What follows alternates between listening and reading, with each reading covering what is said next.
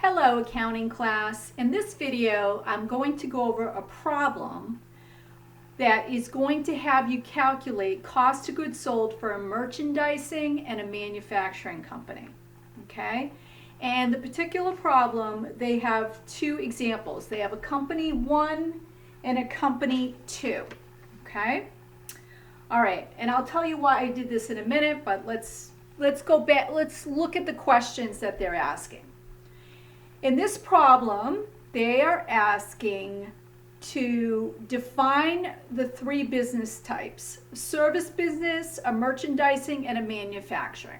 Okay, service business. Service business is going to sell a service. Accountants are a service, lawyers are a service, a hairdresser is a service industry. So they are going to sell their skills and knowledge. Merchandising, they are going to purchase a product already produced and then resell it. So merchandising are reselling their products. Manufacturing companies are going to manufacture that product. So remember, manufacturing companies have a different inventory account.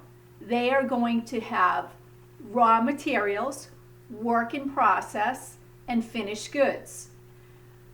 Once it's finished, then it sits in inventory, remember, until it is sold. So they're going to convert those raw materials into finished goods.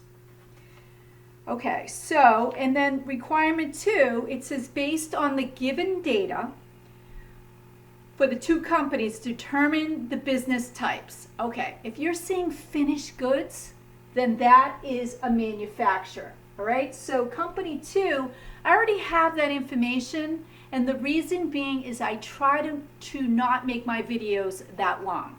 So in a prior video, I had you figure out cost of goods sold for a manufacturer. Go back to that one if you're not fully understanding. So this one I already put together for you, so I didn't bore you. I want to keep you awake out there.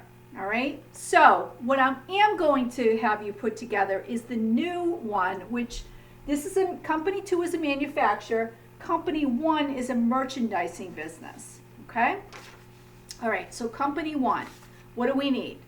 Company 1, they have beginning balances for merchandise inventory. That's how you know it's a merchandising business. If it said finished goods, that would be a manufacturer. Please understand these different titles so that you don't confuse the schedules. Then they have ending merchandise inventory, and they had purchases. All right, so to put this together, you would have beginning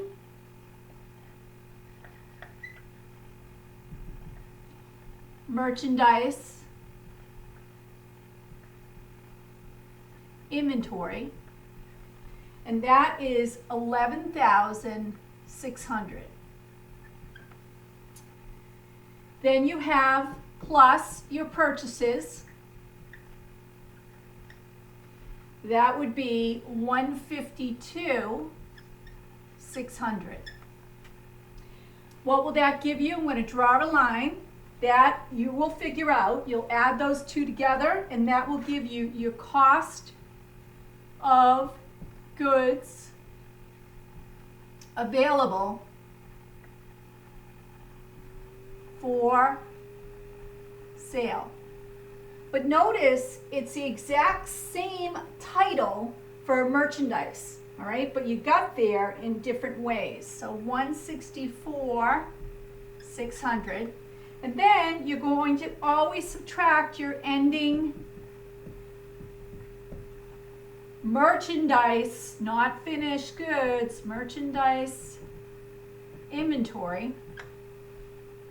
And that gives you 12,400. Let me show that in parentheses, okay, because you're going to subtract that. Finally, that gives you your cost or your COGS, right? Let me make my life easy. We're going to call it COGS. So COGS will always be your abbreviation for cost of goods sold. But remember, when you work in the lab, they'll make you choose cost of goods sold. All right, but when you work in your notes, you can use COGS. So your answer to company 1 is 151,700. Your answer to company 2 is 218,600. Okay? And that's how you would complete that problem. All right, see you soon.